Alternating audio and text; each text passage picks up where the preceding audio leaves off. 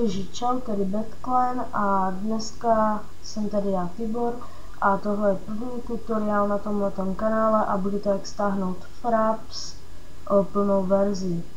Takže první si musíte stáhnout Fraps, Fraps vám dám do popisku na stažení, tady už dáte jenom stáhnout a napíšete tam ten kód, je to Zuložta.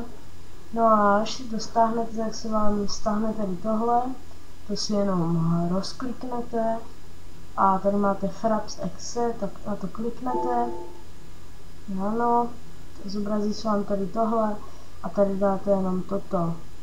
A už se vám to jenom nainstaluje a máte to. Já už to nainstalované mám, takže já to instalovat nebudu. Mám to nainstalované tady, ještě vám to ukážu, rozkliknu to. Tak. Tady je to plná verze.